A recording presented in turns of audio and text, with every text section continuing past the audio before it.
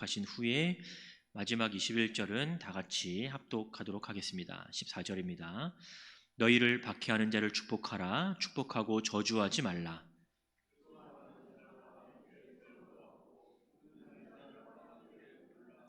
서로 마음을 같이 하며 높은 데 마음을 두지 말고 도리어 낮은 데 처하며 스스로 지혜 있는 체 하지 말라.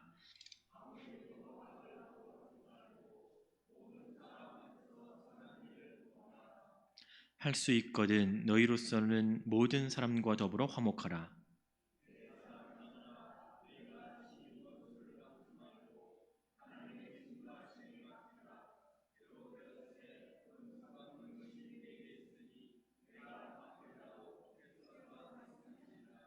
내 원수가 줄이거든 먹이고 목마르거든 마시게 하라. 그리함으로 내가 숯불을 그 머리에 쌓아 놓으리라.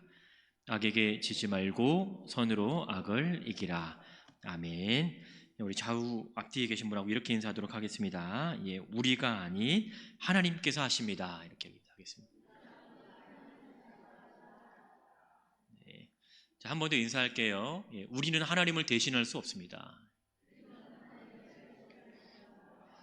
예, 늘 하나님 의지하면서 말씀으로 승리하는 삶 되시기를 주의 이름으로 축원합니다. 예, 우리는요 2주 전에 선으로 악을 이기는 의미에 대해서 우리가 첫 번째로 살펴봤습니다. 14절부터 해서 16절까지 말씀을 중심으로 해서 세 가지 정도를 살펴봤죠. 여러분, 선으로 악을 이긴다라는 표현에서 우리는 이것이 동일한 것으로 맞대응하지 않는다라는 겁니다. 다시 말하면 우리는 세상의 질서 속에 있지만 또 세상의 질서 가운데 살아가고 있지만 세상의 질서에 따라서 때로는 세상의 방법을 가지고 살아가는 자들이 아니다라는 것이죠. 세상의 이치대로 살아간다면 우리는 결코 선으로 악을 이길 수가 없다라는 것이 결론입니다. 그 이유는 세상과 동일하게 살아가면서 세상을 변화시키는 것은 불가능하기 때문에 그렇습니다. 잠시 지난 시간의 내용을 복습해 보자면 먼저 선으로 악을 이긴다라는 의미는요, 첫째가 뭐냐면 세상의 이치를 거스르는 것이다 라고 얘기했습니다. 그러니까 거스르다라고 하는 것이니까 따라가지 않는 거죠. 세상의 이치를 따르면 나를 박해한 자는 당연히 똑같이 갚아 주어야 하겠지만 오히려 성경은 박해하지 말고 뭐하라? 축복하라 라고 얘기를 하고 있죠. 그리고 두 번째는 함께 하라라는 것이었습니다. 그리고 이러한 함께 하는 것이 가능하기 위해서는 나를 내려놓는 것이 필요하다. 그렇죠? 그러니까 내 감정이나 아니면 내 의지나 내 생각이나 내 뜻으로 살아가는 것이 아니다라는 거예요.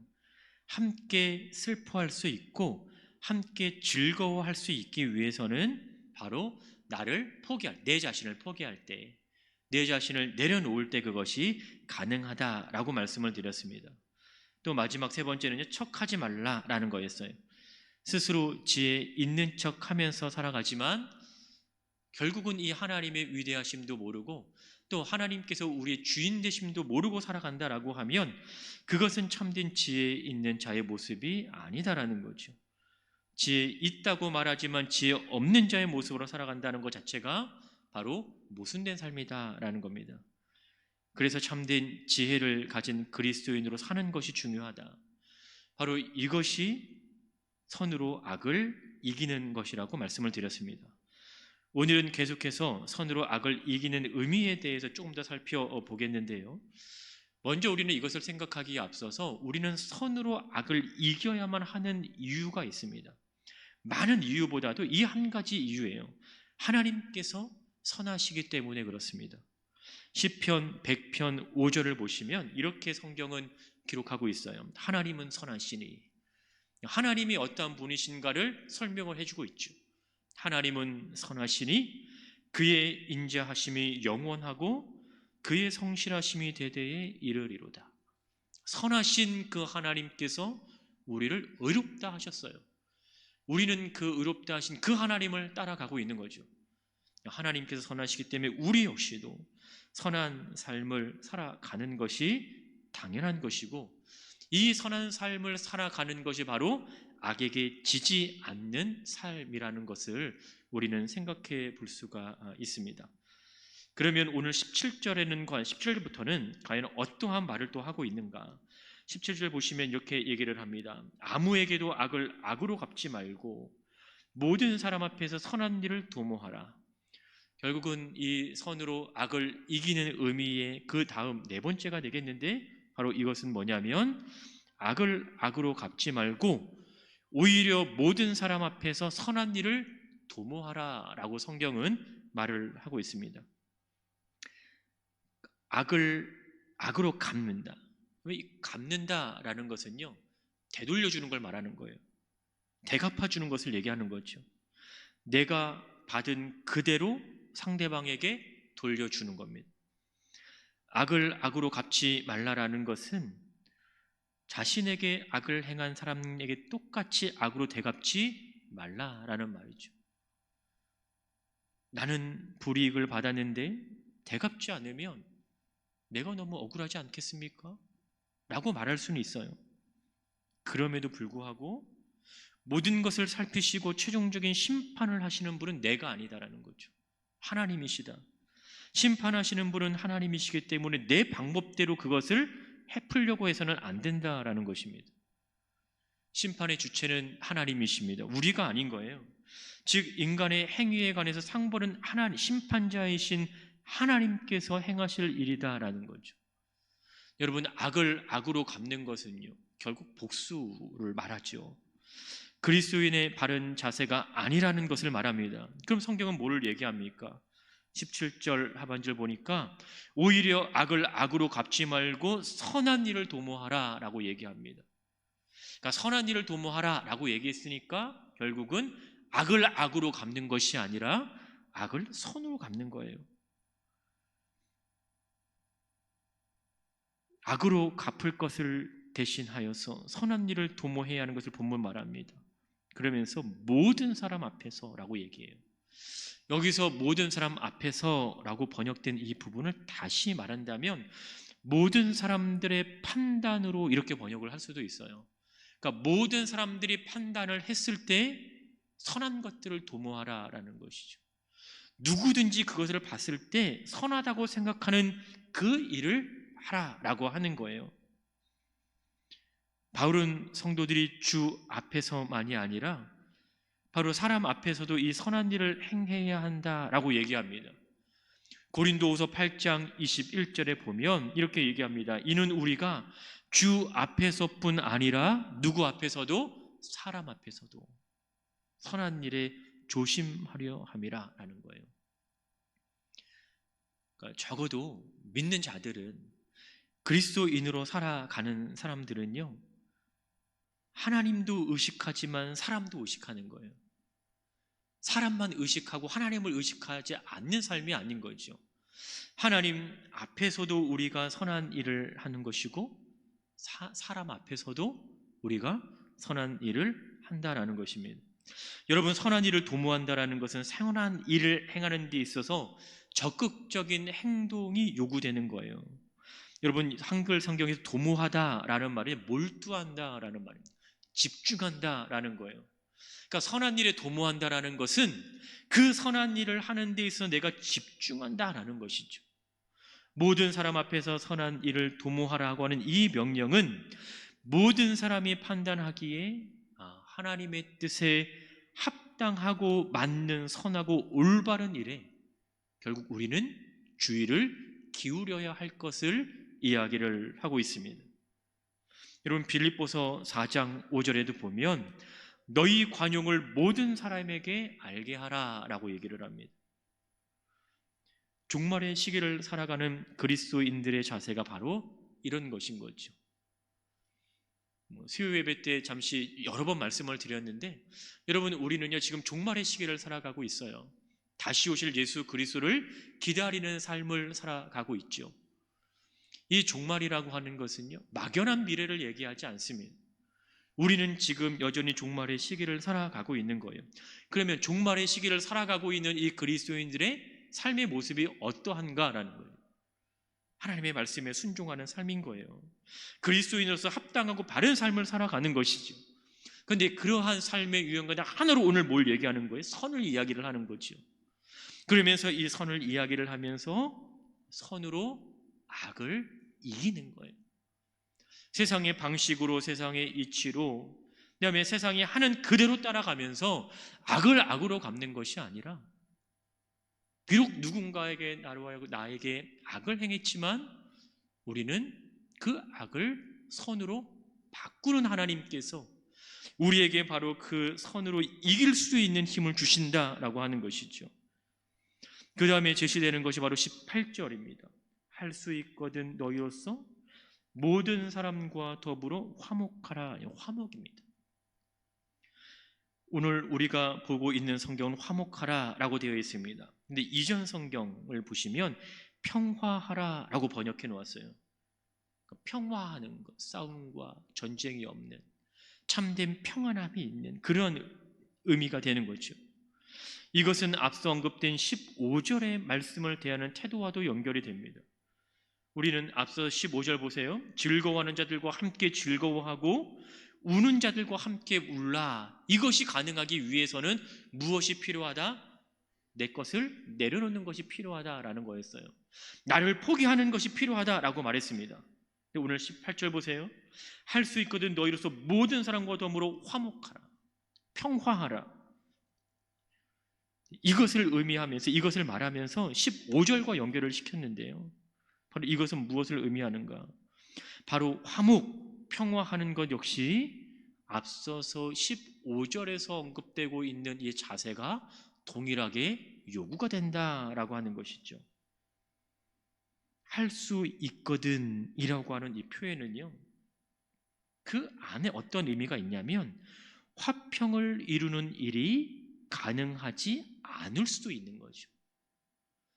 늘 화평한 그 상태, 화평을 이룰 수 있는, 화목을 이룰 수 있는 그 상태만을 이야기를 하고 있는 것이 아닌 거예요.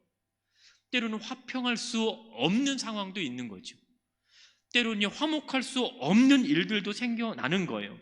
그런데 성경은 뭐라고 얘기합니까? 바로 화목하라는 거예요. 평화하라라는 거예요. 주어져 있는 그 상황과 상관없이 평화하는 거죠. 비록 내가 평화할 수 없는 그 상황에 놓여 있더라도 평화하는 거예요. 비록 내가 화목할 수 없는 그 상황에 처해 있다고 하더라도요, 내가 어디에 놓여져 있는가가 중요한 것이 아니라 어떠한 것이 중요해요? 화목하는 그것이 중요하다라고 하는 것이죠. 그리스도인들은 하나님께서 주신 그 은혜에 따라 모든 사람들과 더불어 화목하는 것, 평화를 추구하는 것을 오늘 본문에서는 이야기를 하고 있습니다. 할 수 있거든, 할 수만 있다면, 이런 표현인데, 이 표현만 보면 조건적이 될 수 있습니다. 너희가 만약에 할 수만 있다면 그렇게 해라 라고 이해될 수가 있지만, 사실 조건에 따라서 결과가 달라지는 것을 말하지 않습니다. 조건이 어떠하든지 결과는 동일한 거예요. 화목할 수 있는 상황에서도 결과는 화목입니다. 그러나 화목할 수 없는, 평화할 수 없는 상황에서도 그 결과는 뭐예요? 화목인 거예요. 평화인 겁니다. 어떠한 상황 속에서도 평화를 이루는 것, 어떠한 상황 속에도 화목을 이루어가는 것, 이것을 성경은요, 선으로 악을 이기는 것이라고 표현을 하고 있는 거죠. 마태복음 5장 9절에 보시면 산상수훈 가운데 이러한 말씀이 있습니다. 화평하게 하는 자는 복이 있나니 그들이 어떠한 복을 받을 것이라? 하나님의 아들이라 일컬음을 받는다. 화평케 하는 자는 복이 있나니 하나님의 아들이라 일컬음을 받는다. 여기서 화평케 하다라는 이 단어와 오늘 본문의 화목하라라고 하는 이 단어의 어원이 같다라는 것이죠. 그러니까 화평케 하는 자는 하나님의 아들이라 일컬음을 받게 되는 복이 있습니다. 그러면 우리는요, 여러분들은요, 지금 그 복을 누리며 살아가고 있습니까? 하나님의 자녀들은 화평케 하는 복이 있대요. 우리는 이미 하나님의 자녀로 살아가고 있기 때문에 우리에게 있어야 되는 삶의 모습 가운데 하나는 바로 화평인 거죠. 평화를 이루어 가는 것이죠. 하나님의 자녀로 살아가는 그 분명한 목적과 이유와 의미가 오늘 성경에서는 우리에게 알려주고 있는 것입니다. 앞서 그럴 수 없는 상황에서도 평화하는 것, 화평하게 하는 것이라 말씀을 드렸습니다. 쉽지 않은 것이지만 오히려 쉽지 않기에 믿음을 가진 우리는 그런 어려운 삶을 살아갈 수 있는 것이죠. 하나님을 알지 못하는 자들은요, 믿음을 가지고 있지 않는 자들은 결코 그런 삶을 살아갈 수 없는 거예요. 근데 그 어려운 삶을 지금 누가 살아갑니까? 저와 여러분이 살아가고 있는 것이죠. 세상의 질서에서는 당연히 화평할 수 있을 때 화평하겠지만 하나님의 자녀로 살아가는 우리는 화평할 수 없을 때에도 우리로 하여금 화평케 되는 삶이 되어야 한다라는 거예요. 여러분이 있는 그곳에서 여러분들로 말미암아 그곳에 화평케 되는 은혜가 있게 될 줄을 믿습니다. 여러분이 살아가는 그 삶의 영역에서 여러분들로 말미암아 화목하게 하는 그 은혜가 있게 될 줄을 믿습니다. 여러분, 화평의 범위는요, 성경에 보니까 모든 사람이라고 얘기를 합니다. 모든 사람과 더불어 화목하라. 모든 사람 앞에서 모든 사람이 인정하는 그대로 믿는 자들 내에서만 화평을 추구하는 것이 아닌 거죠. 믿음의 공동체 안에서만 우리는 평화를 추구하고 화목을 추구하는 것이 아니라 믿음의 공동체 밖에서도 동일한 삶을 살아간다라는 거예요. 그러니까 신앙의 공동체 밖에서 우리로 말미암아 화평이 이루어지는 거죠. 화목이 이루어지는 거고 평화가 이루어지는 겁니다. 그러한 삶의 중심에 누가 있어요? 우리가 있는 거죠. 하나님께서 우리를 자녀 삼으셔서 그 자녀된 우리가 믿음의 공동체 안에서든 밖에서든 하나님의 자녀로서 화평케 하는 자의 모습으로 살아가야 한다라는 것이지요. 이것이 그리스도인의 삶인 것이고요. 이것이 바로 악에게 지지 않는 선의 모습인 것을 성경은 우리에게 이야기를 하고 있습니다. 마지막으로 선으로 악을 이기기 위해서 무엇보다 중요한 것이 19절에 등장합니다. 여러분 19절 보십시오. 내 사랑하는 자들아 너희가 친히 원수를 갚지 말고 하나님의 진노하심에 맡기라 이렇게 얘기합니다. 너희가 친히 원수를 갚지 말고 하나님의 진노하심에 맡기라. 방금 읽은 29절의 말씀은요 다시 앞에 14절 말씀에 대한 반복이라고 할 수 있을 만큼 비슷합니다. 14절 보시면 박해하는 자를 축복하라 라고 하는 것에서 복수에 대한 이미지가 나타난다라고 말씀을 드렸는데 여러분 19절을 보면 보다 더 직접적으로 원수 갚음에 대한 언급이 나타나고 있죠. 그런데 여기에 자세히 보면 너희가 친히 원수를 갚지 말라라는 거예요. 그러니까 우리가 원수를 갚지 않는다면 그 원수 갚는 일이 나에게 달려있는 것은 아니라는 거죠. 그럼 나는 내가 원수를 갚지 않으면 누군가는 원수를 나 대신 갚아준다라는 거예요. 나 대신 원수를 갚아줄 분이 누구라고 얘기하는 거예요? 성경에서는요 하나님이신 거죠. 너희가 친히 원수를 갚지 말고 하나님의 진노하심에 맡기라 라는 거예요. 그러니까 이것은 앞서 말씀드렸듯이 심판의 주체가 내가 아니라는 것도 말하고 있지만 하나님께서 우리의 모든 것을 주관하신다라는 것을 우리에게 보여주고 있는 것이죠. 19절을 통해서 여러분 우리는 두 가지를 알 수가 있어요. 먼저 하나님과 나와의 관계입니다. 바울은 원수를 하나님께 맡기라고 하는 이 표현을 통해서 우리가 누구인지를 알게 하는 거예요. 내가 누구인지 알면 내가 어떻게 살아가야 하는지도 알게 되겠죠. 19절을 시작하면서 우리가 가진 성경에서는요 내 사랑하는 자들아 라고 시작을 합니다. 한글 성경에서는 나라는 이 표현이 들어갔지만 원래는 없더라고요. 그런데 이 사랑하는 자들이라고 하는 이 표현은 그들을 향한 바울의 심적인 표현이기도 하지만 하나님께서 사랑하시는 자들이라고 하는 표현이기도 한 거예요. 그러면 하나님의 사랑을 입은 자들의 삶은 누가 인도하신다? 하나님이 인도하신다라는 거예요. 누가 그의 삶을 주관하신다? 하나님이 주관하신다라는 것이지요. 그러니까 내가 심판하지 않는, 내가 원수를 갚지 않는다라고 하는 것은 하나님께서 이 모든 것을 담당하신다라는 거죠. 이끌어 가신다라는 거죠. 두 번째가 바로 하나님께 맡긴다라는 것은 그분의 주권에 대한 인정입니다. 이 역시 심판의 주체가 하나님이라고 하는 것을 분명하게 보여주고 있죠. 그래서 19절 하반절에서도 보시면 이렇게 성경은 이야기를 합니다. 기록되었으되 원수 갚는 것이 내게 있으니 내가 갚으리라 주께서 말씀하셨다. 그러니까 원수의 갚음에 대한 모든 그 주권은요, 주님에게 있다라는 거예요. 심판의 주체가 하나님이시기 때문에 하나님께서는 공정한 보응을 하신다라는 것이죠. 인간의 원수 갚음은요, 때로는 내가 받은 그 이상으로 할 수 있기 때문에 공정하지 않다라는 의미도 되죠. 여러분 생각해 보세요. 누군가가 여러분의 뺨을 한 대 때렸습니다. 그러면 여러분들은 상대방에게 몇 대로 갚아주어야 돼요? 내가 갚는다라는 표현을 했을 때 받은 대로 갚아준다라는 것은 논리적으로는 한 대는 맞아요. 그런데 나의 만족을 이루기 위해서는 몇 대여야 될까요? 아무리 못해도 한 대는 아니라는 거죠. 그 이상이 되어야 우리가 어떤 생각을 해요?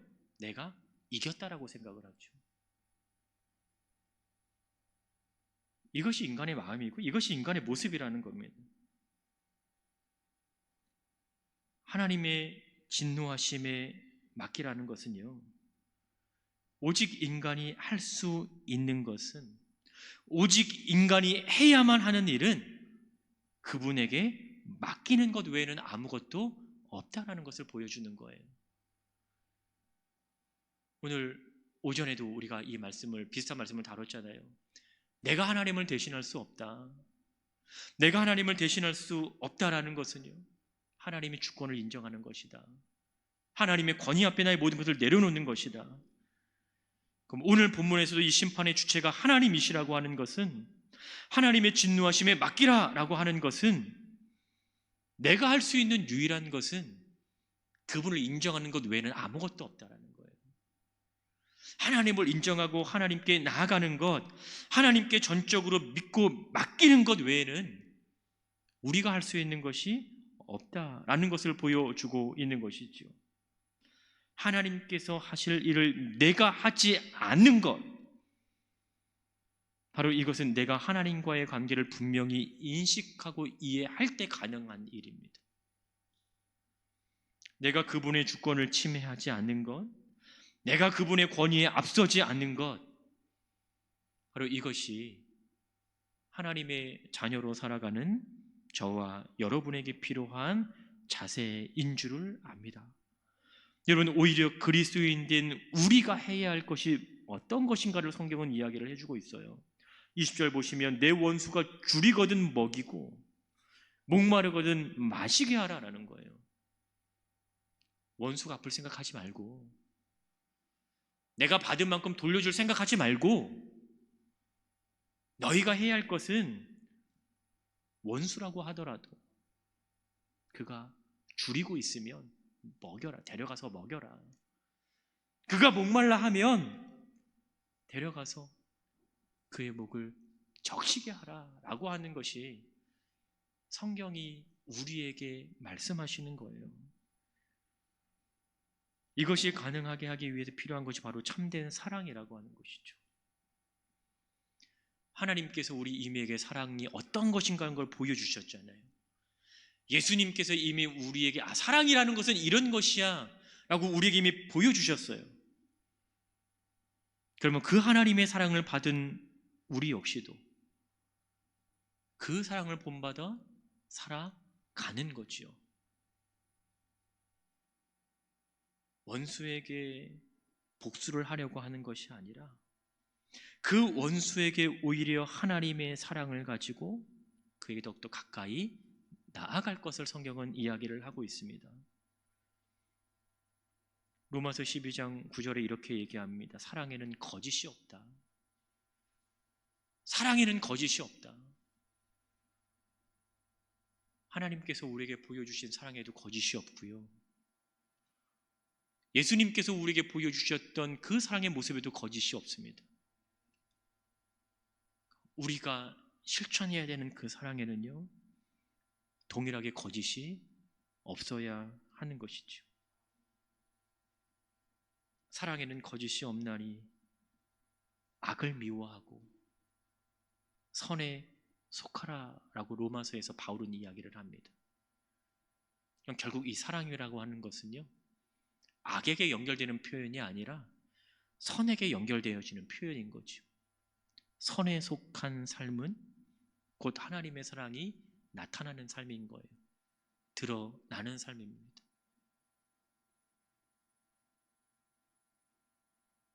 믿음을 가지고 살아간다고 해도요, 완벽한 삶을 살아갈 수는 없더라고요. 저도 살아가면서 제 주위에 많은 사람들에게 때로는 상처도 입히고요, 마음을 상하게 하는 그 일들도 부지기수거든요. 여러분은 그러신 적 없으세요? 자신이 넘치십니까? 우리가 살아가는 삶은요, 완벽한 그 삶이 아니거든요. 그러다 보니까 우리에게 필요한 것은요, 믿음 외에는 없는 거죠. 하나님을 의지하는 것 외에는 없는 거예요. 하나님께서 우리에게 베푸신 그 사랑으로 우리가 나아가지 않으면 우리가 할 수 있는 것이 사실 아무것도 없다라는 거죠. 우리가 믿음의 공동체를 이루어 살아가고 있고, 우리가 신앙의 공동체를 하나로 이루어가고 있더라도요, 생활하다 보면, 섬기다 보면, 일하다 보면요, 내가 누군가의 상처를 입히기도 하고 내가 누군가로부터 상처를 입기도 한다는 거죠. 그럴 때 우리는 무슨 생각을 해야 돼요? 저 나쁜 사람, 이렇게 얘기하는 것이 아니라 내가 사랑해야 될 사람이라는 거죠. 내가 섬길 사람이라는 거예요. 여기서 먹이다, 마시다, 이 단어는요, 그냥 한 번 데려와서 먹이고 한 번 데려와서 그냥 목마른 것을 그냥 이렇게 목을 적시게 하는 그 표현이 아닌 거예요. 단회적인 사건이 아니면 지속적인 거예요. 계속적으로 이루어지는 그 상태를 말합니다. 그러니까 너희는 끊임없이 계속해서 너희의 원수를 먹이는 거예요. 너희는 계속해서 너희 원수를 마시게 하라는 거지요. 우리가 그리스도인으로 살아가는 동안 계속해서 그 하나님의 주권을 인정하면서 우리에게 주어진 그리스도인의 합당한 삶을 계속해서 살아가야 할 것을 성경은 이야기를 하고 있는 것입니다. 이것이 우리가 해야 하는 일인 거예요. 20절 하반절에 보면 그리함으로 내가 숯불을 그 머리 위에 쌓아놓는다라고 얘기하잖아요. 그러니까 이것은 내가 하는 일은 내가 할 일을 하고, 이 삶을 통해 내가 하는 이 삶을 통해서 그 영혼이 회개하고 돌아오도록 하는 것이 바로 우리가 해야 할 일이라고 하는 것이죠. 우리의 이러한 믿음의 삶을 통해서 여러분, 믿지 않는 자들이 돌아온다면, 우리의 이런 믿음의 삶을 통해서 하나님을 알지 못하는 자들이 하나님께로 돌아온다면 우리는 그 영혼을 살리는 거예요. 원수의 머리에 숯을 놓는다라는 것은 회개 때는 애통, 슬픔 이런 걸 얘기합니다. 하나님의 사랑을 실천하면서 살아가는 그리스도인의 삶의 모습은 결국 하나님을 알지 못하는 자들에게 하나님을 알게 하는 거예요. 복음을 모르는 사람들에게 복음을 알게 하는 것이지요. 생명이 없는 사람들에게 생명을 전해주는 것입니다. 어둠 가운데 있는 사람들을 끌어내어서 빛의 길을 걸어가도록 하게 만드는 것이죠. 여러분, 회개하여 돌아오도록 하는 것이 무엇을 의미합니까? 영혼을 살리는 거예요. 영혼을 살리는 이 일이 결국 선으로 악을 이기는 결과로 나타나고 있는 것이죠.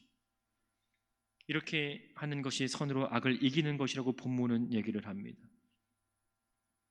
특히 우리가 살펴본 14절부터 등장하는 이 선으로 악을 이기는 그리스도인의 이 행동을 설명하는 단어들은요, 대부분의 단어가 다 명령형인 거예요. 뭐뭐 해라, 뭐뭐 하라. 우리가 원하면 그렇게 해도 되고 원하지 않으면 그렇게 하지 않아도 되는 그러한 것이 아니라, 너희는 하나님의 자녀이기 때문에, 너희들은 그리스도인이기 때문에 반드시 그러한 삶을 살아가야 한다라고 성경은 아주 단호하게 이야기를 하고 있는 것이죠. 이것은 우리를 위한 삶이 아니라 바로 하나님을 위한 삶, 그분의 영광을 나타내는 삶을 살아가는 것이 우리의 숙명이라고 하는 거예요. 우리의 책임이라고 하는 것이죠. 2024년 한 해를 우리는 나름 부지런히 달려왔다라고 생각을 하잖아요. 물론 늘 아쉬움은 남지만 그래도 모두가 다 열심히 달려왔습니다. 시간 소비하지 않고요, 에너지 다른 곳에 소비하지 않고 열심히 부지런히 달려왔다라고 우리는 다 생각을 합니다. 그럼 이 즈음에 우리는 이런 질문을 해볼 수가 있겠죠. 무엇을 위해서 그렇게 열심히 달려왔는지, 무엇을 위해서 여러분들이 이렇게 열심히 달려왔습니까? 라고 물어보면 과연 우리는 어떠한 답을 내놓을 수 있을까요? 2024년도의 마지막 주일이죠. 그 주일의 마지막 예배를 오늘 우리는 드리고 있습니다. 물론 의미를 부여하자면 부여할 수 있겠지만, 매 주일 드리는 예배가 우리의 삶에 있어서 가장 특별한 예배라는 거예요.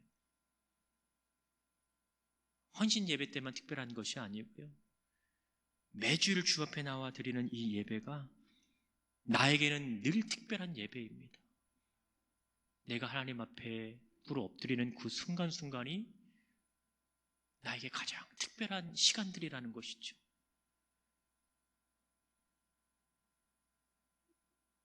우리는 악에 지고 살았는가? 아니면 악을 이기고 살았는가? 우리가 가진 그 선함, 우리가 가진 그 의로움으로 우리는 이 땅에서 그리스도인으로 살아가고 있는가? 아니면 그리스도인으로 살아가고 싶지만 매번 주저앉고 있는가? 올 한 해도 지키셨던 하나님의 은혜를 기억하시기를 주의 이름으로 축복합니다. 남이 받은 은혜 보셔도 좋은데요, 내가 받은 그 은혜를 바라봤으면 좋겠습니다. 나에게 그 베푸신 그 은혜가 얼마나 큰지, 얼마나 감사한지, 얼마나 그 기쁨의 그 제목이 되는지 내가 받은 그 은혜를 기억하면서 올 한 해도 잘 정리하시고 내년 한 해도 변함없이 우리를 품으실 그 하나님을 바라보기를 주의 이름으로 축복합니다. 하나님의 말씀을 가지고 저와 여러분은 살아가잖아요. 지금까지 그래왔듯이 내년 한 해도 우리는 하나님의 말씀을 붙잡고 살아갈 것입니다. 하나님의 말씀을 붙들고 살아가는 저와 여러분들, 악에게 지지 말고 오히려 선으로 악을 이기는 삶이 되시기를 주의 이름으로 축원합니다.